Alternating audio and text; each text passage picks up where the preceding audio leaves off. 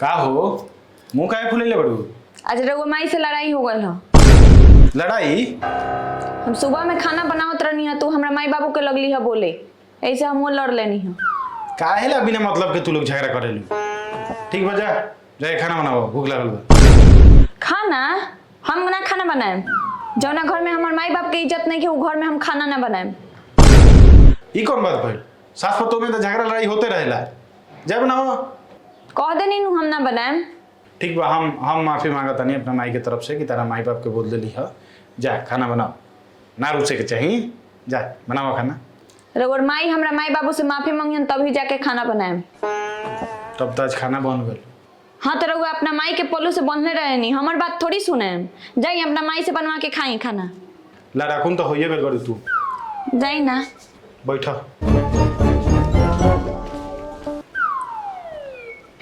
चलो चल के देखल जाओ लोग का बतियाता। माँ का भइल हो? का कहीं कैसन लड़की से तार बियाह हो गइल कि ओकरा कुछू के लूर नहीं के, कुछू के लूर नहीं के। का जाने ओकर माई बाप का सिखौले बा। ते एमे कौन बात बा? तू सिखा दो। झगड़ा करे के तो कोनो बातें ना रखे में। हम सिखाई, बेटों के सिखौनी, बेटियों के सिखौनी, पतोहो के सिखाई, ये हमर काम बा। ओमे का भइल बा? सिखा दो। जाना तनी खाना बनाओ, भूख लागल बा। हम खाना बनाई? जा मेहरी के गुलाम, उ सिखा के भेज देलक आ तू दौड़ मुंह उठा के चल अइला खाना बनावेला। का बतियाता लोग तनी सुनी हम। अरे उ सिखाओ गए कुछ ना भेज लिया, हमरा भूख लागल बा। उनका भी गनिया तो उ कह तरीका हम ना बनाएम, जाके माई से बनवाई। आ तारा भैया होता तो कह तारू कि ओकरा से बनवाओ। जब ले उ हमरा गोड़ पर आके माफी ना मांगी तब ले हम ना खाना बनाए। तब तो हो गइल। तारा सास पतोह के चक्कर में हमरे भूखे रहे के पड़ी। हमरा से का कहता रहो? जा पहले अपना नकचरी मेहरारू के समझावो। तनी से कुछ बोला तो मुंह फुला के बढ़ जाली। अच्छा नकचरी केकरा कहतनी? हम नकचरी बनी? नकचरी रहती तो बियाह ना करती। 5 बेर चलवा के, 5 बेर बैठवा के, उठा के, सब चला के देखनी। ओ घड़ी ना देखनी बियाह के टाइम में। अब नकचरी लागतनी हम।